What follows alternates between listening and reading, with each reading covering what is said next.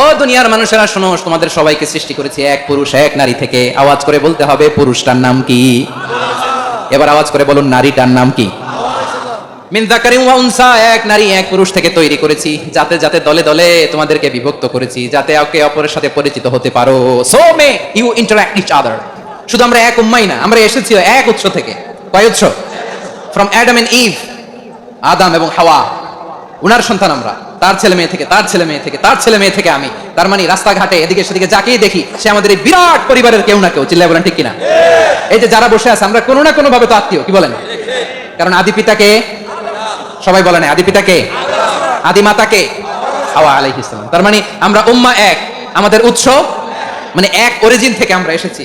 সূরাতুল হুজরাতে আল্লাহ চমৎকার ভাবে বলেছেন, এবং এই আয়াতটা দিয়ে 2022 সালে ফিফা ওয়ার্ল্ড কাপ কাতারে শুরু হয়েছে। দেখেন কাতার কি স্মার্টলি গোটা বিশ্বকে এক উম্মার কনসেপ্ট দিয়েছে। সুবহানাল্লাহ পড়েন।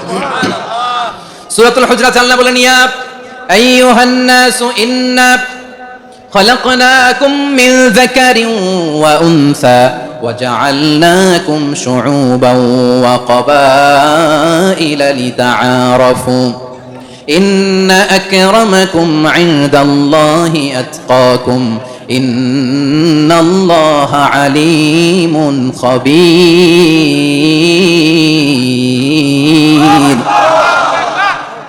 الله বলেন ইয়া আইয়ুহান নাস ইন্না খলাকনাকুম মিন যাকারিন ওয়া উনসা, ও দুনিয়ার মানুষেরা শোনো, তোমাদের সবাইকে সৃষ্টি করেছি এক পুরুষ এক নারী থেকে। আওয়াজ করে বলতে হবে পুরুষটার নাম কি?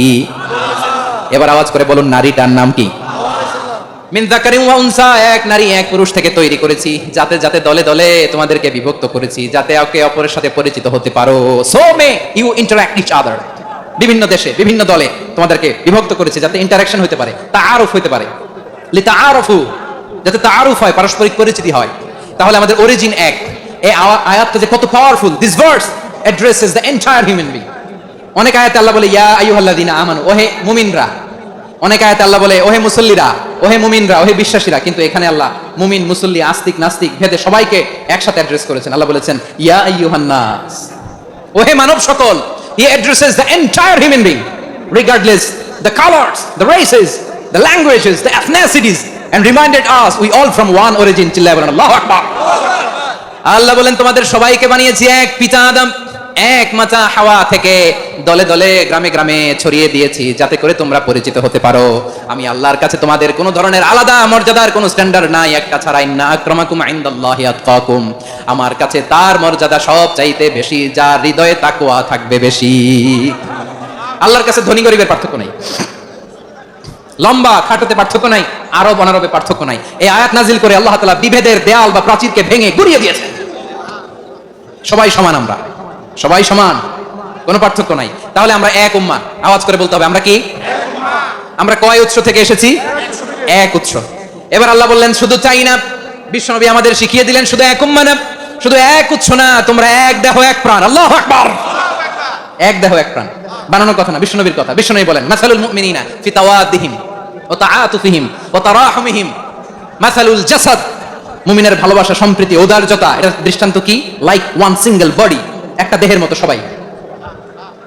ইনিশতাকা মিনহু উদুন তাদাআলাহু সাইরুল জাসাদি বিসাহরি ওয়াল হুম্মা, দেহের একটা অঙ্গ যদি ইনজুরড হয় সারা দেহ যেমনি ব্যথা পায়, পেইন পায়, তেমনি গোটা বিশ্বের যেখানেই হোক মুসলিম আঘাত পেলে গোটা বিশ্বের সব মুসলিমের কলিজায় যায় লাগে, ঠিক কি না? আরেক বর্ণনায় বিশ্বনবী বলেন আল মুসলিমুনা কা রাজুলিন ওয়াহিদ ইয়ানি জাসাদিন ওয়াহিদ, পুরো মুসলিম হচ্ছে, উম্মাহ হচ্ছে এরকম এক দেহ।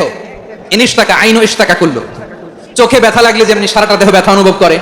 ইনিশতাকা রাসুহু ইশতাকা কুল্লু, মাথায় ইনজুরি হলে যেমনি সারা দেহে ব্যথা লাগে, গোটা বিশ্বের যেখানেই মুসলিম ব্যথা পাক, আক্রান্ত হোক, গোটা বিশ্বের সব মুসলমানের কলিজায় লাগে, ঠিক কিনা বলেন?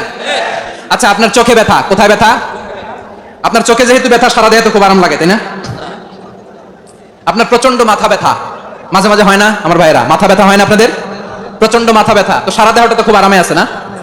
নাকি চোখে ব্যথা লাগলে, ইনজুরি হলে সারা দেহ সেই ব্যথা অনুভব করে?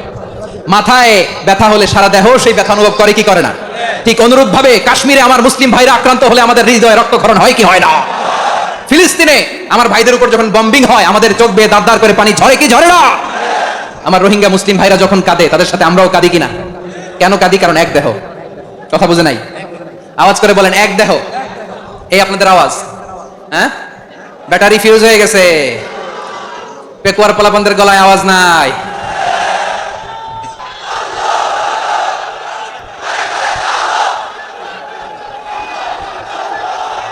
মাশাআল্লাহ মাশাআল্লাহ। না না না, ইয়ে হয় নাই, ফিউজ হয় নাই। ওই বেঙ্গলের ভাষার মধ্যে ঢিল মারলে যা হয় এরকম হয়েছে আর কি। খেপায় তুলছে আমি। ওই যে ফিলিস্তিনের পতাকা উড়াচ্ছে।